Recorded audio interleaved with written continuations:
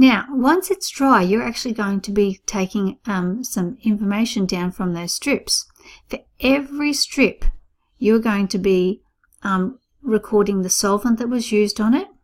You're going to be recording the number of different substances, that's the different colors that you can see split up on that chromatography paper.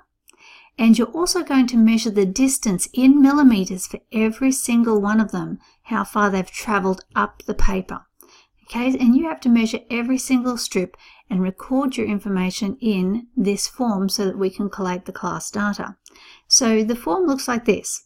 So you're going to take strip 1, okay, doesn't matter which strip it is, just as long as you identify what solvent that was used on it. You have to tell me what pen you tested, what solvent you used. Then you're going to be answering these questions. You're going to be identifying how many different substances, that's different colors or different unique substances. You might have 2 different types of yellow or 2 different types of blue. Each one of those is considered a different substance. How many different substances or substance groups could you find? Choose the number.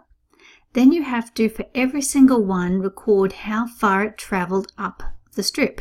You're going to start with the shortest distance first. So you're going to start from the very first one, you're going to measure up in millimeters and record your answer.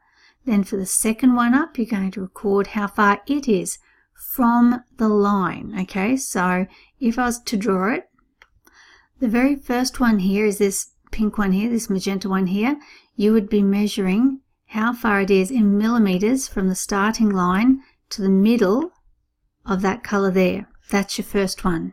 Then for the second shortest distance, you're going to be measuring from the starting line again to the middle of that second color there, and so on and so forth until you do all of the colors that are on that particular strip. You have to record them in your form all the way down until you've gotten down, like I think I put down, there's going to be at least 3 of them in there, and the rest, if you have more than 3, there's space up to 10 different colors. Now, last but not least, identifying possible areas. You had a little test in there to see how well you actually did the experiment. Those duplicates you had, the acetone duplicate, the metho, and the water, if you had a good method, if you did it really well, then each one of those duplicates should be exactly the same. So the question is, were they exactly the same? Were they really different? Or were they mostly the same but could have been better? You need to choose which one of those matches your results, and that's for each one of your acetone, your methos, and your water. Overall, were each duplicate exactly the same, or were they slightly different or completely different?